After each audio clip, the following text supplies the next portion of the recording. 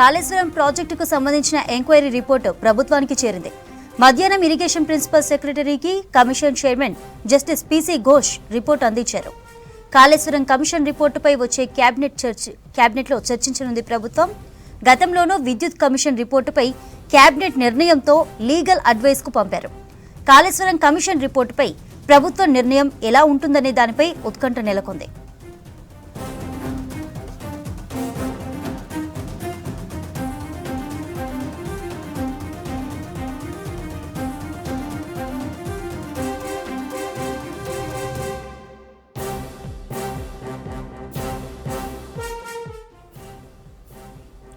ఈ అంశంపై మరింత సమాచారం తెలుసుకుందాం. సెక్రటేరియట్ నుంచి యాదగిరి లైవ్ లో ఉన్నారు. యాదగిరి, కాళేశ్వరం కమిషన్ రిపోర్ట్ పై అప్డేట్స్ ఏంటి?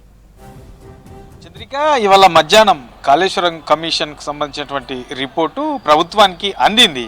సో దాదాపు 16 నెలల పాటు ఈ కాళేశ్వరం కమిషన్ సంబంధించి విచారణ చేపట్టింది. ఇందులో అన్నారం, సుందిల్లా, మేడిగడ్డ ఈ 3 బ్యారేజీల అంశానికి సంబంధించి, అందులో జరిగినటువంటి కట్టడాల నిర్మాణానికి సంబంధించి, తర్వాత అందులో అక్రమాలు జరిగాయని చెప్పేసి ముందు నుంచి కూడా కాంగ్రెస్ చెప్పింది. కాబట్టి దానికి సంబంధించి 16 నెలల పాటు దీని మీద విచారణ చేసింది. అందులో ఆ నిర్మాణం చేపట్టినటువంటి ఆ సంస్థకు సంబంధించినటువంటి ప్రతినిధులు, తర్వాత గత ప్రభుత్వ హయాంలో ఉన్నటువంటి ఈ ఇరిగేషన్కు రిలేటెడ్గా ఉన్నటువంటి నేతలను, తర్వాత ఇరిగేషన్ శాఖకు సంబంధించినటువంటి అధికారులను, సో వీళ్ళందరినీ కూడా విచారణ చేపట్టింది. ఆ విచారణతోటి వాళ్ళ అభిప్రాయాలను తీసుకున్నది. సో ఎవరెవరు వాళ్ళు ఏం చేశారు, సో ఆ నిర్మాణకు సంబంధించినటువంటి దాంట్లో వీళ్ళ పాత్ర ఎంత ఉన్నది, ఇట్లా ఓవరాల్గా ఈ అన్ని అంశాల మీద కూడా కమిషన్ వాళ్ళ అభిప్రాయాలు తీసుకున్నది. అఫిడవిట్ల రూపంలో వాళ్ళ అభిప్రాయాలు తీసుకున్నది. తర్వాత వాళ్ళను ఓపెన్ కోర్టు ద్వారా డైరెక్ట్ విచారణ చేసి వాళ్ళ ఒపీనియన్స్ కూడా తీసుకున్నది. సో అందరూ ఒపీనియన్స్ తీసుకున్న తర్వాత దీనికి సంబంధించి ఈ 3 బ్యారేజీలకు సంబంధించి ఏం జరిగింది, ఏ అధికారి ఏం చెప్పాడు, గత పాలకుల హాయంలో ఏం జరిగింది, తర్వాత ఫైనాన్షియల్కి సంబంధించి సో ఆ నిర్మాణానికి అయినటువంటి ఖర్చు ఎంత, అందులో ఏమైనా అక్రమాలు జరిగాయి, ఇట్లా ఓవరాల్గా ఈ అన్ని కోణాల్లో కూడా కమిషన్ విచారణ చేపట్టింది. ఆ విచారణకు సంబంధించినటువంటి రిపోర్ట్ను ఇవాళ ప్రభుత్వానికి అందించింది. ఇక ప్రభుత్వం ఏం చేయబోతుంది, రిపోర్ట్ విషయంలో ప్రభుత్వం ఎలాంటి చర్యలు తీసుకునే అవకాశం ఉంటుంది, ప్రభుత్వ నిర్ణయం ఎట్లా ఉంటుంది అనే దాని మీద పెద్ద ఉత్కంఠ అయితే నెలకొన్నది. ఎందుకంటే గతంలో విద్యుత్కు సంబంధించినటువంటి అంశంలో కూడా విద్యుత్ కమిషన్ సపరేట్గా చేసి విద్యుత్ జరిగినటువంటి అక్రమాలు, తర్వాత అక్కడ ఏం జరిగింది అనే దాని మీద పూర్తి స్థాయిలో ఒక విచారణ చేశారు. విచారణకు సంబంధించినటువంటి రిపోర్ట్ను విద్యుత్ కమిషన్ ప్రభుత్వానికి ఇచ్చిన తర్వాత క్యాబినెట్ సమావేశంలో కమిషన్ రిపోర్ట్ పెట్టి ఆ క్యాబినెట్లోనే దాన్ని ఏం చేయాలి, ఎలాంటి చర్యలు తీసుకోవాలి, విద్యుత్ కమిషన్ ఇచ్చినటువంటి రిపోర్ట్లో ఎట్లా ముందుకెళ్ళాలి దాని మీద క్యాబినెట్లో చర్చించి దాంట్లో న్యాయపరమైనటువంటి సలహాలు తీసుకోవాల్సిన అవసరం ఉంది అని చెప్పేసి క్యాబినెట్ నిర్ణయం తీసుకొని దాన్ని మళ్ళీ న్యాయ నిపుణుల సలహా కోసం అప్పట్లో ఆ రిపోర్ట్ను పంపించారు. సో మరి ఇదైతే విద్యుత్ కమిషన్కి సంబంధించినటువంటి రిపోర్టు ఆ తరహాలో చేశారు. కాబట్టి ఇక ఈ కాళేశ్వరం కమిషన్కి సంబంధించినటువంటి రిపోర్ట్ విషయంలో కూడా ప్రభుత్వం అదే చేసే అవకాశం ఉన్నది. ఇక వచ్చే క్యాబినెట్లో ఏదైతే ఈ కాళేశ్వరం కమిషన్ రిపోర్ట్ ఇచ్చిందో ఈ రిపోర్ట్ను వచ్చే క్యాబినెట్లో దీన్ని పెట్టే అవకాశం కనబడుతుంది. అదే రోజు దీని మీద చర్చించనున్నారు. మరి ఈ ఇచ్చినటువంటి రిపోర్ట్ను ఏం చేద్దాం, ఎట్లా ముందుకెళ్దాం, సో ఏదైతే కాళేశ్వరం కమిషన్ ఇచ్చినటువంటి రిపోర్ట్ ఆధారంగానే చర్యలు తీసుకుందామా, లేకపోతే ఇందులో ఇంకేమైనటువంటి న్యాయపరమైనటువంటి చిక్కులు వచ్చే అవకాశం ఉంటుందా, న్యాయ నిపుణుల సలహాలు ఏమైనా తీసుకుందామా, సో ఎట్లా ముందుకెళ్తే బాగుంటుంది ఏంది అనే దాని మీద మంత్రివర్గ సమావేశంలోనే దీని మీద చర్చించి ఒక నిర్ణయం తీసుకునే అవకాశం ఉంటుంది. సో మొన్ననే అంటే ఈ నెల 28న క్యాబినెట్ అయింది. కాబట్టి ప్రతి 15 రోజులకోసారి క్యాబినెట్ సమావేశం నిర్వహిస్తామని చెప్పేసి ప్రభుత్వం చెప్పింది. అంటే వచ్చే నెల 10 నుంచి 15 మధ్యలో మరోసారి క్యాబినెట్ సమావేశం ఉండే అవకాశం ఉంటుంది. కాబట్టి ఆ క్యాబినెట్ సమావేశంలోనే ఈ కాళేశ్వరం కమిషన్ సంబంధించినటువంటి రిపోర్టు మీద చర్చించి దాని మీద ఒక నిర్ణయం తీసుకునే అవకాశం ఉంటుంది. మేజర్గా ఇప్పుడున్నటువంటి చర్చ ప్రకారం అయితే అధికారుల ఒపీనియన్స్, బయట జరుగుతున్నటువంటి చర్చ ప్రకారం అయితే దాన్ని క్యాబినెట్లో నిర్ణయం తీసుకున్న తర్వాతనే అవసరమైతే మరోసారి న్యాయ నిపుణుల సలహాలు తీసుకునే అవకాశం ఉంటుంది. సో అందున్నటువంటి రిపోర్ట్లో ఉన్నటువంటి అంశాలేంటి, అందులో ఇచ్చినటువంటి అంశాల ప్రకారం కనుక చర్యలు తీసుకోవడానికి ప్రభుత్వం ముందుకెళ్తే ఇక రాబోయే రోజుల్లోగా దాని మీద న్యాయపరమైనటువంటి చిక్కులు ఏమన్నా వచ్చే అవకాశం ఉంటుందా, ఇట్లా ఓవరాల్గా న్యాయ సలహా పూర్తి స్థాయిలో ప్రభుత్వానికి వచ్చిన తర్వాతనే ఆ రిపోర్ట్ అంశంలో ప్రభుత్వం ముందుకెళ్ళే అవకాశం ఉంటుంది. కాబట్టి ఇక ఈ వచ్చే క్యాబినెట్లో ఆ రిపోర్ట్ పెట్టిన తర్వాత ఆ క్యాబినెట్ నిర్ణయం తీసుకున్న దాని ప్రకారం ఈ రిపోర్టు విషయంలో ప్రభుత్వం ఎట్లా ముందుకెళ్ళే అవకాశం ఉంటుంది అనే దాని మీద ఒక క్లారిటీ వచ్చే అవకాశం అయితే ఉంటుంది. Chandrika, right, thank you Yadagiri.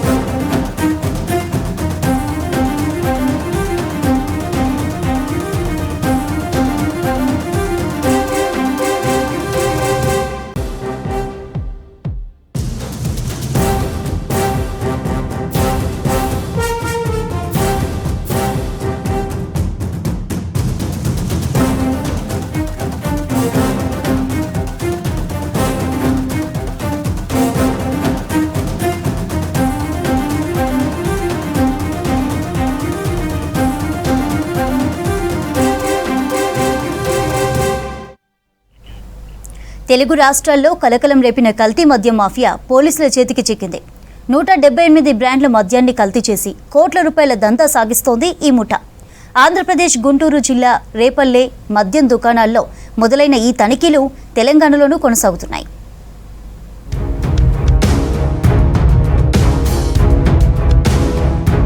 మద్యం మాఫియా రోజురోజుకి చెలరేగిపోతోంది.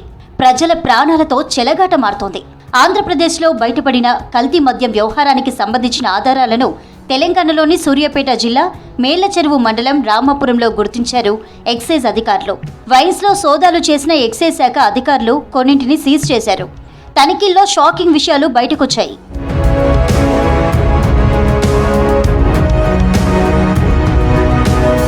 రామాపురానికి చెందిన శివశంకర్ అనే వ్యక్తి తన మిత్రులు సూర్యప్రకాష్, శ్రీరామ్ మహేష్తో కలిసి పాత రైస్ మిల్ను గోదాంగా మార్చి కల్తీ మద్యం తయారీ కేంద్రం ఏర్పాటు చేశాడు. హైదరాబాద్ పరిసరాల్లోని ఫార్మా కంపెనీల నుంచి కొనుగోలు చేసిన రెక్టిఫైడ్ స్పిరిట్తో నకిలీ మద్యం తయారు చేశారు. ఖాళీ బాటిళ్లు సేకరించి వాటిలో నీళ్లు, స్పిరిట్, కొంత మద్యం కలిపి సీల్ వేశారు. నకిలీ లేబుల్స్, మూతలు జత చేసి మార్కెట్లో అమ్ముతున్నారు. 38 కార్టన్ల మద్యం, 11,800 ఖాళీ సీసాలు, వేల సంఖ్యలో లేబుల్స్, మొత్తం 22.5 లక్షల విలువైన నకిలీ మద్యం నిల్వలు స్వాధీనం చేసుకున్నారు ఎక్సైజ్ అధికారులు. పంట పొలాల్లో గుంతలు తీసి వాటిలో మద్యం దాచుంచినట్లు గుర్తించారు.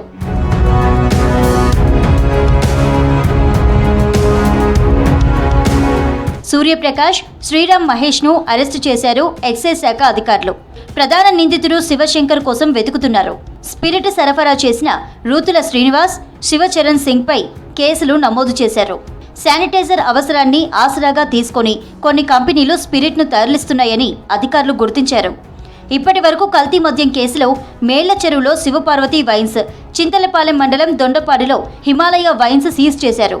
మరికొన్ని వైన్స్లలో కల్తీ మద్యం అమ్ముతున్నట్లు సమాచారం రావడంతో తనిఖీలు చేస్తున్నారు ఎక్సైజ్ శాఖ సిబ్బంది.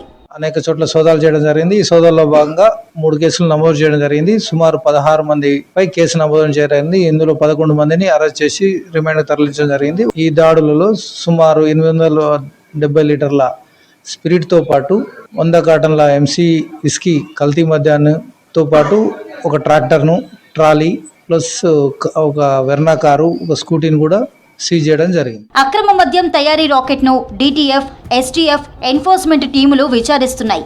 త్వరలో జరిగే స్థానిక సంస్థల ఎన్నికల్లో నకిలీ మద్యం వినియోగం పెరిగే అవకాశం ఉండడంతో ముమ్మరంగా సోదాలు చేస్తున్నారు ఎక్సైజ్ శాఖ అధికారులు. వరంగల్ జిల్లా మామునూరు ఎయిర్పోర్టు నిర్మాణంలో మరో కీలక ముందడుగు పడింది. ఎయిర్పోర్టు భూసేకరణకు రాష్ట్ర ప్రభుత్వం నిధులు విడుదల చేసింది. భూసేకరణ ప్రక్రియను జిల్లా యంత్రాంగం స్పీడప్ చేసింది.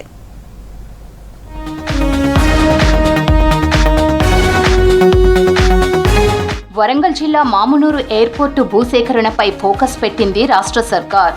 ఎయిర్పోర్టు విస్తరణకు అవసరమైన 256 ఎకరాల భూసేకరణకు 205 కోట్లు కేటాయించింది.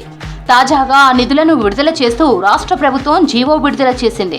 దీంతో భూసేకరణ మరింత స్పీడప్ గా జరగనుంది. మామునూరు దగ్గర కొత్త బ్రౌన్ ఫీల్డ్ ఎయిర్పోర్టు నిర్మాణానికి కేంద్రం ఈ ఏడాది మార్చిలో గ్రీన్ సిగ్నల్ ఇచ్చింది. ఈ విమానాశ్రయానికి అన్ని అనుమతులు ఇస్తూ ఎయిర్పోర్ట్ అథారిటీ నిర్మాణం ప్రారంభించడానికి వీలుగా సంబంధిత ఆర్డర్స్ పై సంతకం చేశారు కేంద్ర విమానయాన శాఖ మంత్రి రామ్మోహన్ నాయుడు. 253 ఎకరాల భూమిని రాష్ట్ర ప్రభుత్వం సేకరించి ఇస్తే కొత్త విమానాశ్రయ నిర్మాణం మొదలు పెడతామని కేంద్ర మంత్రి ప్రకటించారు. దీంతో భూసేకరణ కోసం ప్రభుత్వం నిధులు విడుదల చేసింది.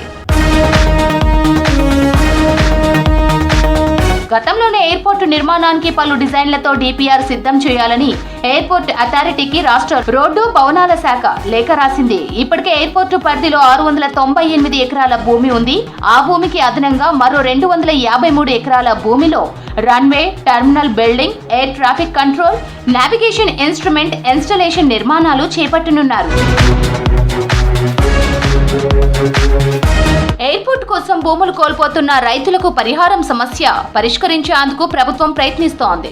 ఇప్పటికే అనేక సార్లు కలెక్టరేట్లో గుంటూరుపల్లి, నక్కలపల్లి, గాడిపల్లి రైతులతో చర్చలు జరిపారు కలెక్టర్ సత్యశారద, జిల్లా అధికారులు. ఎకరాకు 1,20,00,000 పరిహారంగా నిర్ణయించినట్లు కలెక్టర్ ప్రకటించారు.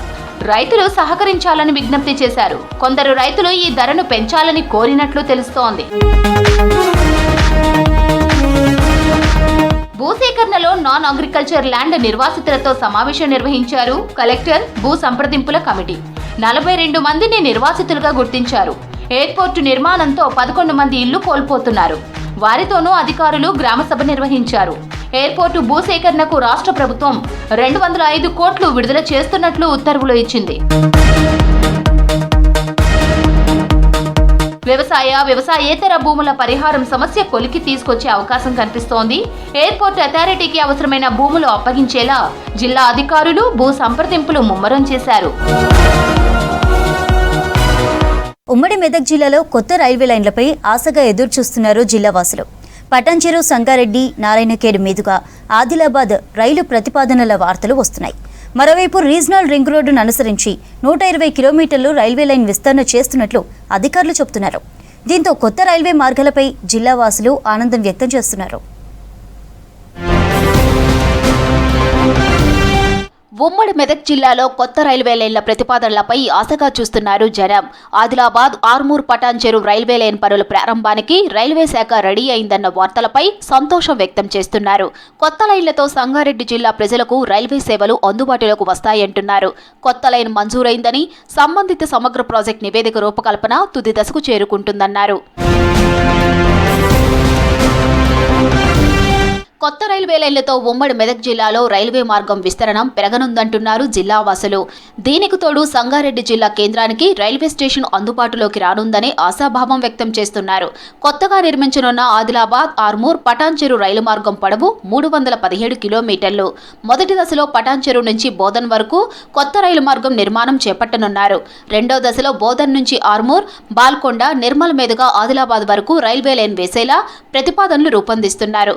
ప్రస్తుతం ఉమ్మడి జిల్లాలో జహీరాబాద్, గజ్వేల్, సిద్దిపేట, అక్కన్నపేట, మాసాయిపేట, మెదక్లో మాత్రమే రైల్వే స్టేషన్లు ఉన్నాయి. కొత్త ప్రతిపాదిత మార్గంతో నారాయణఖేడ్, సంగారెడ్డి, పటాన్చెరులో కొత్తగా రైల్వే స్టేషన్లు ఏర్పాటు కానున్నాయి. ప్రధాన నగరాల్లో ఒకటైనటువంటి హైదరాబాద్ నగరంలో ఉన్నటువంటి మన ఔటర్ ప్రాంతమైనటువంటి సంగారెడ్డి జిల్లాకు పటాన్చెరు నుంచి ఆదిలాబాద్ వరకు రైలు మార్గాన్ని మన కేంద్ర ప్రభుత్వము ఒక నిర్ణయం తీసుకోవడము శుభసూచకము.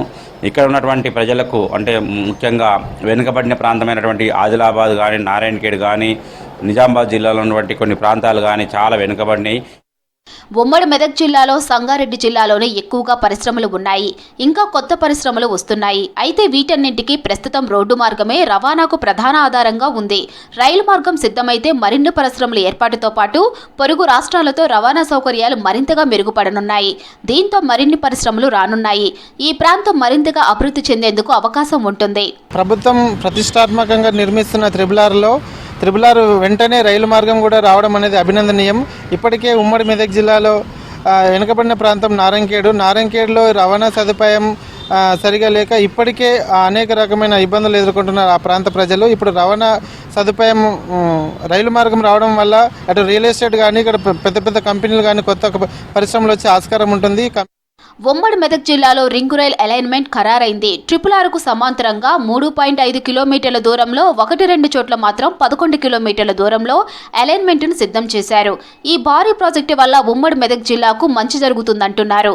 రైల్వే లైన్ నిర్మాణం త్వరగా పూర్తయితే జిల్లాకే కాకుండా హైదరాబాద్ విస్తరణకు ఉపయోగపడుతుందంటున్నారు జనం. హైదరాబాద్ చుట్టూ నిర్మిస్తున్న RRR పక్కన రైల్వేను కూడా నిర్మిస్తామని చెప్పేసి ఇటీవల ప్రభుత్వం ప్రకటించింది. రైల్వే నిర్మించడం అనేది చాలా మంచి విషయం అయినప్పటికీ కూడా దీనికి సంబంధించిన నిధులు కేటాయించడంలో ప్రభుత్వం తాత్సారం చేస్తూ ఉంది. గతంలో అనేక సందర్భాల్లో సంగారెడ్డి జిల్లాకు సంబంధించి వెనుకబడ్డ ప్రాంతమైన నారాయణఖేడ్కు రైల్వే మార్గం ఏర్పాటు చేస్తామని చెప్పేసి గతంలో చెప్పినప్పటికీ కూడా ఇప్పటిదాకా ఒక రైలు మార్గం కూడా జిల్లాకు లేని జిల్లా ఈరోజు సంగారెడ్డి జిల్లా ఉంది.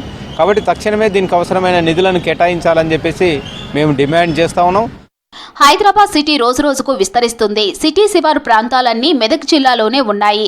దీంతో కొత్త రైల్వే లైన్ పూర్తయితే మరింత అభివృద్ధికి ఆస్కారం ఉంటుందంటున్నారు జిల్లావాసులు.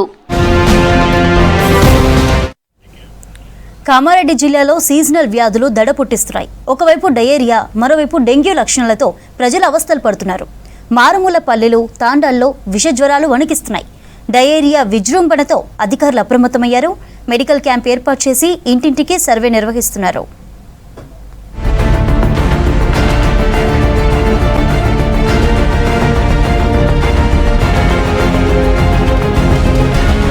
కామారెడ్డి జిల్లాలో విషజ్వరాలు ప్రబలుతున్నాయి. తాడ్వాయి మండలంలోని దేమికాలాస్ గ్రామంలో 10 రోజులుగా డయేరియాతో ఇబ్బందులు పడుతున్నారు జనం. ఎస్సీవాడలో వాంతులు విరోచనాలతో మంచం పట్టారు. 2 చనిపోయారు. డయేరియా వ్యాప్తితో అప్రమత్తమైన అధికారులు గ్రామంలో మెడికల్ క్యాంపులను ఏర్పాటు చేశారు. 4 రోజులుగా గ్రామ పంచాయతీ ఆవరణలోనే వైద్య శిబిరం ఏర్పాటు చేసి ఇంటింట రక్త పరీక్షలు నిర్వహించారు. గ్రామంలో 30 మంది అస్వస్థతకు గురైనట్లు అధికారులు తెలిపారు. తీవ్ర అస్వస్థతకు గురైన 14 మందిని కామారెడ్డి జిల్లా ప్రభుత్వ ఆసుపత్రికి తరలించామన్నారు.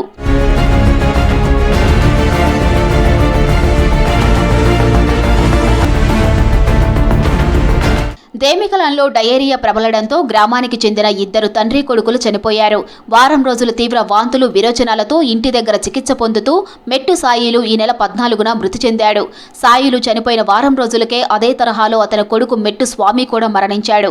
గ్రామంలో అపరిశుభ్ర వాతావరణం, పేరుకుపోయిన చెత్త చెదారం వల్లనే ప్రజలు మంచం పడుతున్నారని స్థానికులు చెబుతున్నారు. గ్రామ పంచాయతీ పాలకవర్గం లేకపోవడంతో ఈ పరిస్థితి నెలకొంటుందన్నారు గ్రామస్తులు. ప్రాబ్లం అవుతుంది. 10 మంది దగ్గర చచ్చిపోయిండ్రు. ఎవరు పట్టించుకుంటారు లేరు, చేస్తారు లేరు. మస్తు ఇబ్బంది అవుతుంది. ఎవరికి దిక్కులేని లోయింది కావాలా. పిల్లలు చిన్నగా ఉన్నారు సారు, ఎట్లా ఉంటది. కక్కడు బయలు అవుతున్నాయి. అన్నకు ఎవరు పట్టించుకుంటారు ఎవరు లేరు. అక్కడ మండలం నుంచి రావాలా కదా సార్, చూడాలా కదా. మధ్యాహ్నాలు చచ్చిపోతే ఎట్లుంటది సార్ ఒకసారి చెప్పండి. అందరు గవర్నమెంట్ హాస్పిటల్ ఉంటారు సార్. మొత్తం డేములనే ఉన్నది. ఇక్కడ భయం అవుతుంది. మాకు చుట్టాలం రావాలంటే ఒక భయం అవుతుంది. మా మేన వాళ్ళకి ఇక్కడ చేసేవాళ్ళు ఎవరు లేరు. ఆమెకి 2 మగ పిల్లగాళ్ళు రావాలంటే ఎవరికన్నా నతారు సార్. మాకు భయం అవుతుంది. అసలుగా మోషన్స్, వామిటింగ్స్ ఇవి 2 అవుతున్నాయి సార్. 20 మంది దాకా ఇక్కడనే ఉన్న హాస్పిటల్. 5 చచ్చిపోయారు సార్. ఇంటికి వెళ్దామంటే భయం అవుతుంది. ఎట్లా సార్ మా పరిస్థితి? మరి సాయం చేయాలని కోరుకుంటున్నాం సార్. అంతే. దేమికలాస్ గ్రామాన్ని విజిట్ చేశారు కామారెడ్డి డిఎంహెచ్ఓ చంద్రశేఖర్, ఆర్టీఓ వీణాలు. మెడికల్ క్యాంపులోని వైద్య సిబ్బందికి సూచనలు చేశారు. గ్రామంలో సంభవించిన మరణాలకు డయేరియా కారణం కాదన్నారు. డయేరియా సోకిన వారు ప్రభుత్వ ఆసుపత్రిలో చికిత్స పొందుతున్నారని, గ్రామంలో పరిస్థితి అదుపులో ఉందన్నారు. ప్రజలు ఆందోళన చెందవద్దని తెలిపారు. కామారెడ్డి జిల్లాలోని భవానీపేటలోనూ 8 మంది డెంగూ బారిన పడ్డారన్నారు. 6 మెంబర్స్ కొంచెం మోడరేట్ సింటమ్స్ ఉన్న వాళ్ళని డిస్ట్రిక్ట్ గవర్నమెంట్ హాస్పిటల్ GGH లో అడ్మిట్ చేయడం జరిగింది. వాళ్ళందరూ కూడా స్టేబుల్ గా ఉన్నారు. సో దాంట్లో నుంచి ఇంకో 2 మెంబర్స్ ని డిశ్చార్జ్ చేయడం కూడా జరిగింది. సో దీంట్లో మా యొక్క అక్కడ ఉన్న దీంట్లో కంప్లీట్ గా వాళ్ళ విలేజ్ సెక్రటరీ తోటి, ఎంపీడీఓ గారితో, DLPO గారితో ప్లస్ మిషన్ భగీరథ వాళ్ళతో కూడా కోఆర్డినేట్ చేసుకునేసేసి అక్కడ కంటామినేటెడ్ వాటర్ సోర్స్ ఏది కూడా లేకుండా ఆ యొక్క దాని యొక్క ప్రివెంటివ్ మెజర్స్ అన్ని కూడా తీసుకోవడం జరిగింది. సో ప్రజెంట్ కండిషన్ అంతా కూడా స్టేబుల్ గా ఉంది. దేమికలాస్ గ్రామంలో డయేరియా ప్రబలడంతో మెడికల్ క్యాంపును కొనసాగిస్తున్నారు. ఆరోగ్య సిబ్బంది ఇంటింటి సర్వే నిర్వహిస్తున్నారు. జిల్లా ఉన్నతాధికారులు దేమికలాస్ గ్రామాన్ని పర్యవేక్షిస్తున్నారు. విషజ్వరాలు ప్రబలడానికి కారణాలపై ఆరా తీశారు. Mission Bhagiratha chief engineer Srinivas గ్రామంలో పర్యటించి నీటి సరఫరా పైప్లైన్లను పరిశీలించారు. నీటి కలుషితం ఎక్కడా కాలేదని తెలిపారు. గత 2 రోజులుగా మా విలేజ్ లో విరోచనాలు, వాంతులతో సతమతం అవుతుంది. విలేజ్ లో అసలు ఏమాత్రం అర్థం కావట్లేదు. ఆల్మోస్ట్ మా ఊరు నుంచి 20-30 మంది ఇక్కడ పర్మనెంట్ హాస్పిటల్లో మార్నింగ్ నుంచి అడ్మిట్ అయ్యారు. అక్కడ హాస్పిటల్లో అడ్మిట్ చేస్తే ఆయన విరోచనాలతో చనిపోయిండు. బాగా విషమంగా ఉంది, అసలు ఏం అర్థం కావట్లేదు. విలేజ్ లో ప్రభుత్వానికి ఏదన్నా చూసి స్పందించాలి. రావడం పోవడం కాకుండా కొంచెం ఇంట్రెస్ట్ కూడా పట్టించుకుంటే బాగుంటది. ఎందుకంటే మేము మిడిల్ క్లాస్ కాబట్టి ఎంతో కొంత సహాయం ఇస్తే బాగుంటది. వర్షాకాలం కావడంతో ప్రజలు పరిశుభ్రమైన ఆహారం, నీటిని తీసుకోవాలంటున్నారు అధికారులు. ఇంటి పక్కల పరిసరాలను శుభ్రంగా ఉంచుకోవాలని సూచిస్తున్నారు. దేశంలోనే తెలంగాణ పోలీసుకు మంచి గుర్తింపు ఉందన్నారు police academy director Abhilasha బిష్ట, additional DGP Mahesh Bhagwat. సరైన ఫోకస్ పెడితే అనేక క్లిష్టమైన కేసులను ఛేదించి నేరస్తులకు శిక్ష పడేలా చేయవచ్చన్నారు. 69వ ఆల్ ఇండియా డ్యూటీ మీట్లో రాష్ట్ర పోలీసులు సత్తా చాటాలని సూచించారు.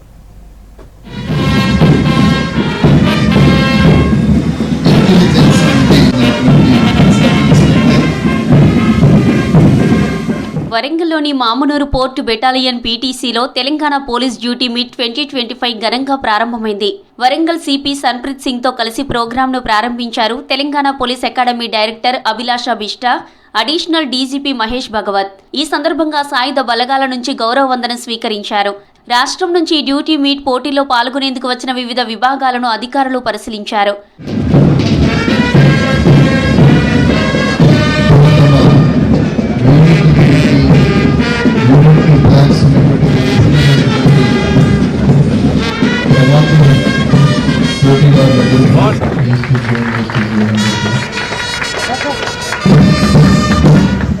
డ్యూటీ మీట్లో ఆయా విభాగాలకు చెందిన నిపుణులైన పోలీసులు హాజరయ్యారు. పోలీసు శాఖలోని వివిధ విభాగాలతో పాటు జిల్లాల నుంచి 400 మంది పాల్గొన్నారు. 26 పోలీసు విభాగాల నుంచి 13 బృందాలుగా ఏర్పడి పలు ఈవెంట్స్ నిర్వహించనున్నారు.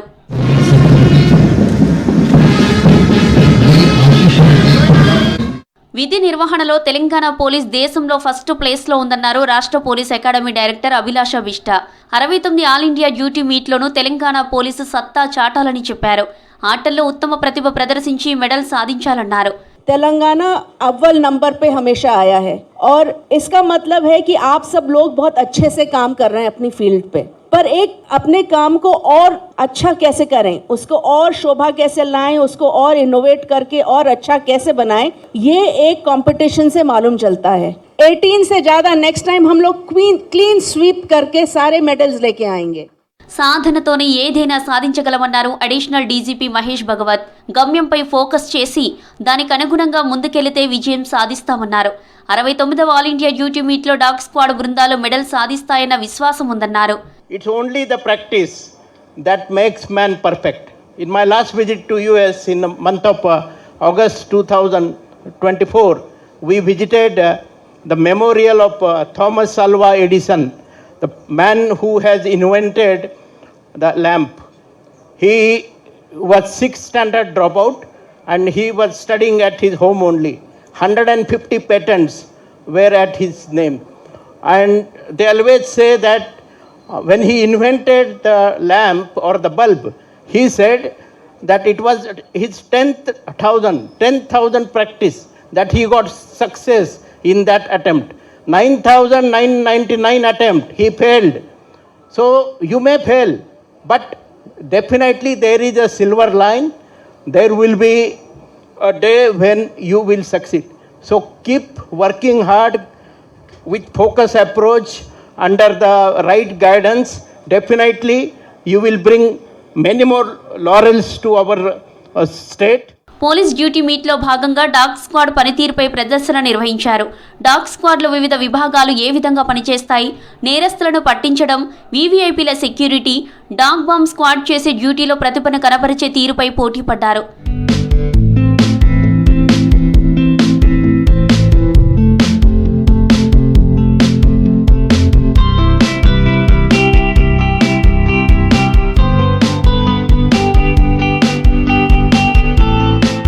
తెలంగాణ రాష్ట్రం ఏర్పాటైన తర్వాత నిర్వహిస్తున్న 2వ పోలీస్ డ్యూటీ మీట్ కావడంతో పోలీస్ అధికారులంతా ఉత్సాహంగా పాల్గొన్నారు. మరో 2 రోజులు పోలీస్ డ్యూటీ మీట్ ప్రోగ్రాం జరగనుంది.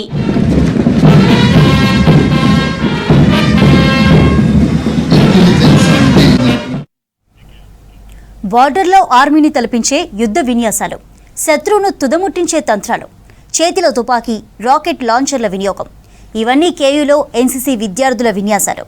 స్వాతంత్ర్య గణతంత్ర దినోత్సవాల్లో ప్రదర్శన కోసం 2 రాష్ట్రాల ఎన్సీసీ స్టూడెంట్స్కు ట్రైనింగ్ ఇస్తున్నారు.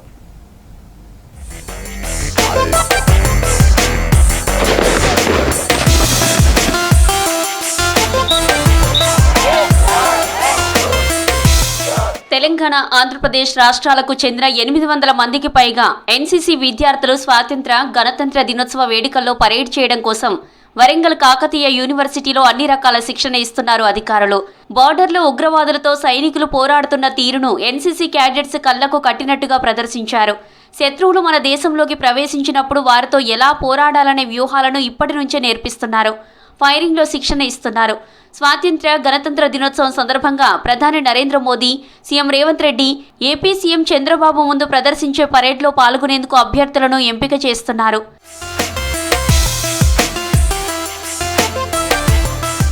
పరేడ్లో వరంగల్, ఖమ్మం ఎన్సీసీ గ్రూపులతో పాటుగా ఆంధ్రప్రదేశ్కు చెందిన ఎన్సీసీ విద్యార్థులు పాల్గొన్నారు.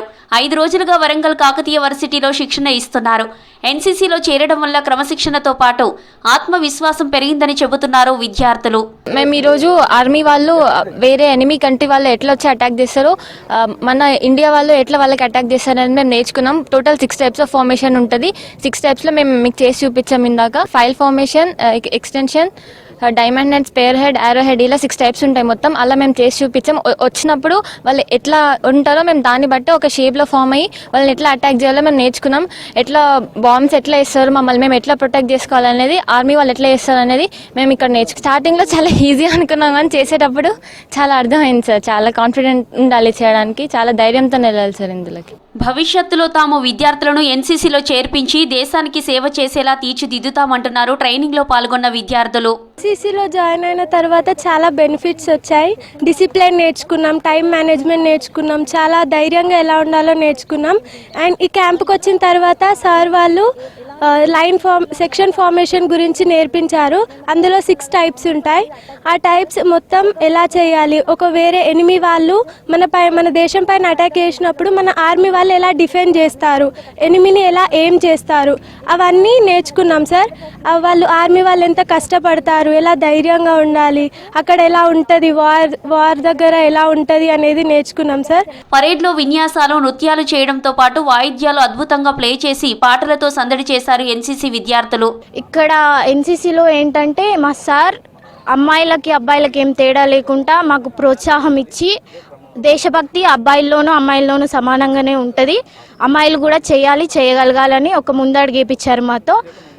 ఇది నిజంగా చాలా గొప్ప అవకాశం అని నేను అనుకుంటున్నాను. అటాక్స్, ఫైర్ ఫార్మేషన్, సెక్షన్ ఫార్మేషనే కాకుండా మేము ఇంకా కల్చరల్ కూడా వేస్తాము. దేశం ఇండియాలో ఉన్న ప్రతి కల్చర్ని మేము ఫాలో అవుతాము. వాళ్ళు వేసే డాన్స్ కానీ సాంగ్స్ కానీ మేము పాడుకుంటాము, మేము ఎంజాయ్ చేస్తాము. క్యాంప్లో పరేడ్, ఫైరింగ్, డ్రిల్తో పాటు సాంస్కృతిక కార్యక్రమాల్లో పాల్గొనే ఎన్సీసీ క్యాడెట్లను ఎంపిక చేస్తున్నారు. కఠోర శిక్షణతో పాటు క్రమశిక్షణ, దేశభక్తి పెంపొందించేలా వీరిని తీర్చిదిద్దుతున్నామని చెబుతున్నారు ఎన్సీసీ అధికారులు. ఇక్కడ ఒక 10 days క్యాంప్ అనేది కాకతీయ యూనివర్సిటీలో మేము కండక్ట్ చేయడం జరిగింది. 8th day of the camp. So ఇక్కడ మన కెడెట్స్కి అక్కడ సోల్జర్స్ ఎలా అయితే ఫైట్ చేస్తున్నారో, రియల్ లైఫ్ హీరోస్ ఎలా ఫైట్ చేస్తారో మనకి ఈరోజు సెక్షన్ ఫార్మేట్స్లో చూపించడం జరిగింది. గ్రౌండ్లో డిసిప్లిన్ ఉంటుంది, యూనిటీ ఉంటుంది, ఏది చేసినా కూడా ఒక సిస్టమేటిక్ వేలో ఉంటుంది. అండ్ ఇంకేంటి అంటే ఇక్కడ ఓన్లీ డ్రిల్ ఒకటే చేపిస్తారని అనుకుంటారు, కానీ ఇక్కడ యూనిఫామ్ వేసుకుంటారు, డ్రిల్ చేపిస్తారు అంతే అనుకుంటారు, కానీ ఇక్కడ మనకి నేర్చుకోవాల్సిన చాలా ఉంటాయి. ఈ శిక్షణ భవిష్యత్తులో విద్యార్థులకు ఉపయోగపడుతుందంటున్నారు ఆఫీసర్స్. ఇండియన్ ఆర్మీ, నేవీ, వాయుసేనలో ఎంపిక అయ్యేందుకు సహాయపడుతుందని అంటున్నారు. ఆర్డీసీ సెలక్షన్స్ సిఏటీసీ 6 క్యాంప్లో 10th బెటాలియన్ ఎన్సీసీ వరంగల్ వారి ఆధ్వర్యంలో కాకతీయ యూనివర్సిటీలో దాదాపు 800 మంది క్యాడెట్స్ తోటి ఇక్కడ క్యాంప్ నిర్వహించడం జరుగుతుంది. దీనిలో ఆర్డీసీ మరియు విఎస్సి సెలక్షన్స్ అనేటివి జరుగుతున్నాయి. ఇది ఎన్సీసీలో ఏ సర్టిఫికేట్, బి సర్టిఫికేట్, సి సర్టిఫికేట్తో పాటు ముఖ్యంగా ఆర్డీసీ సర్టిఫికేట్ అనేది వాళ్ళకు అంటే కొందరు కెరీర్లో చాలా అకాడమిక్గా వీక్గా ఉన్నప్పటికీ ఇలాంటి సర్టిఫికేట్స్ వాళ్ళ భవిష్యత్తులో ఎన్నో అత్యున్నతమైనటువంటి ఉద్యోగ అవకాశాలు కల్పించడానికి ఉపయోగపడతాయి. కొన్ని లక్షల మంది యూత్కు ఒక రోల్ మోడల్గా NCC cadets Warangal group 10 Telangana battalion ఆధ్వర్యంలో ఒక అద్భుతమైనటువంటి ఒక డెమో, ఒక యుద్ధ క్షేత్రంలో ఒక బీభత్సమైనటువంటి ఒక వార్ జోన్ను తలపించేటువంటి ఒక విధంగా ఇక్కడ వందలాది మంది క్యాడెట్స్ సివిలియన్స్ చూస్తుంటే ఒక యుద్ధాన్ని ప్రత్యక్షంగా వీక్షించినట్టుగా ఉంది. మాకు ఎంతో సంతోషం అనిపిస్తుంది. గ్రామీణ ప్రాంతాల నుంచి వచ్చే అంటే క్యాడెట్స్ను ఇండియన్ ఆర్మీకి ప్రమోట్ చేయడానికి ఇది ఒక బేస్గా పనిచేస్తుందని. క్యాంప్లో శిక్షణ పొందిన విద్యార్థులను ఢిల్లీలో జరిగే స్వాతంత్ర గణతంత్ర దినోత్సవ పరేడ్కు ఎంపిక చేయనున్నారు.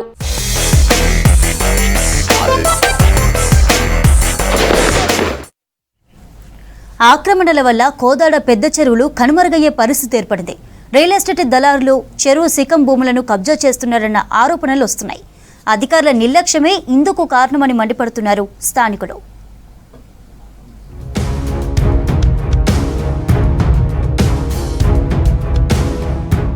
సాగునీటి వనరులు కీలకమైనవి చెరువులు, కుంటలు. శతాబ్దాలుగా సూర్యాపేట జిల్లా కోదాడకు జీవన ఆధారంగా నిలిచిన పెద్ద చెరువు ఇప్పుడు రక్షణ లేక కబ్జాకు గురవుతోంది. చెరువు శిఖం భూముల్లో అక్రమ నిర్మాణాలు జరుగుతున్నాయి. కొందరు పంటల సాగు చేయడంతో పాటు కొన్ని చోట్ల మట్టిని వేసి చదును చేసి ప్లాట్లుగా మార్చే ప్రయత్నాలు చేస్తున్నారు. ఈ కబ్జాను అడ్డుకోవాల్సిన అధికారులు పట్టించుకోకపోవడంపై విమర్శలు వస్తున్నాయి.